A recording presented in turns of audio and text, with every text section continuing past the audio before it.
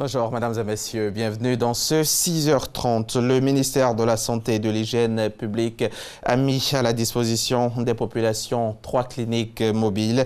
La remise officielle de ces cliniques a eu lieu samedi dernier, samedi 23 juin, au centre de santé urbain communautaire de la Riviera Palmeraie.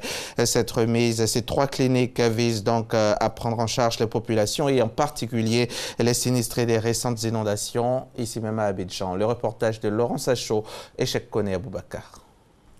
3 cliniques mobiles, dont 2 installées dans le centre de santé urbain communautaire de la Riviera Palmeraie et une dans un centre de santé aménagé à la place Alassane Ouattara par le ministère de la Santé et de l'Hygiène publique pour porter secours aux populations. Cette opération d'unité mobile, elle est là pour suppléer aux soins de la FSUCOM. On pourra faire des accouchements, on fait des consultations, on fait essentiellement des soins d'analyse et ces soins sont offerts gracieusement par l'État de Côte d'Ivoire. Rendre le cadre de vie agréable et propre, une priorité pour le ministère de la Santé et de l'Hygiène publique.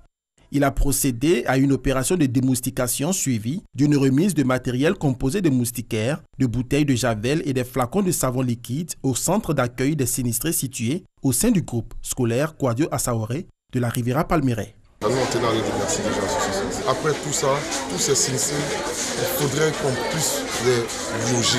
C'est cette joie-là que nous, on attend. Le ministère de la Santé et de l'Hygiène publique entend assurer la garde 24 heures sur 24 afin de relayer les cas d'urgence à travers le SAMU sur les différents centres hospitaliers universitaires. Plusieurs habitations situées à la Riviera Palmeraie et Bonouma identifiées dans la zone dans des zones à risque ou encore considérées comme construites de façon anarchique font l'objet de destruction. Une décision du gouvernement appliquée avec fermeté par le ministère de la Construction, du Logement, de l'Assainissement et de l'Urbanisme. Sur le terrain, le ministre Claude Isaac Dey a supervisé et veillé au grain. Selon lui, ces destructions jugées utiles et nécessaires s'inscrivent dans le cadre des mesures préventives afin d'éviter de nouveaux drames à la ville d'Abidjan. Le chef de cette opération a demandé aux populations touchées par ces démolitions de privilégier la protection de leur vie et l'intérêt commun.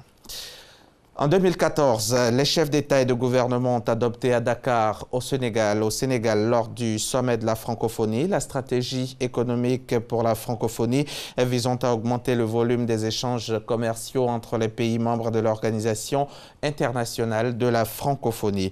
En Côte d'Ivoire, des dirigeants d'entreprises se sont appropriés le concept en créant l'initiative Entreprises francophones. Cette association a pour objectif de fédérer les gens d'affaires et de l'espace francophone autour des idées fortes de l'entreprise et de l'entrepreneuriat solidaire.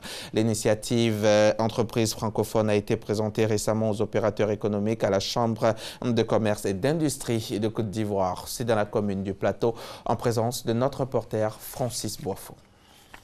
Il faut éviter d'être un dirigeant d'entreprise isolé.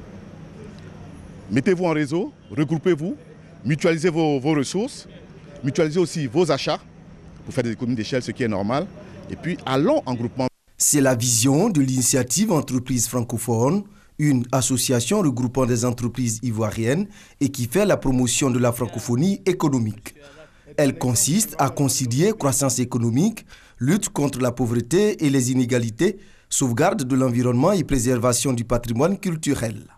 La francophonie économique adoptée par les chefs d'État et de gouvernement en 2014 permet de booster les activités des entreprises des 84 États de l'espace francophone, a expliqué le président de l'initiative Entreprises francophones aux opérateurs économiques à la Chambre de commerce et d'industrie au Plateau. Il y a des avantages à être en groupe. Plus vous êtes nombreux, plus vous pouvez faire des levées de fonds plus importantes face à certains niveaux d'investissement.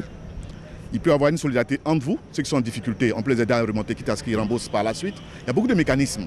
Quand vous voulez voir un banquier, quand vous êtes en groupement, vous intéressez plus de banquiers quand vous êtes en groupement que quand vous êtes seul. Face à certains fournisseurs, quand vous mutualisez vos achats, vous avez des réductions de coûts. En 2016, les pays membres et observateurs de l'Organisation internationale de la francophonie, OIF, représentaient 15% de la population mondiale, 15% du revenu national brut mondial et 20% des échanges mondiaux de marchandises, avec une population estimée à 900 millions de personnes. On va parler sport, c'est du football. L'ASEC Mimosa a remporté hier après-midi la Coupe nationale de football édition 2018 aux dépens du stade d'Abidjan sur le score de 5-3. C'était à l'issue des tirs au but. Le reportage de nos confrères de RTI Sport.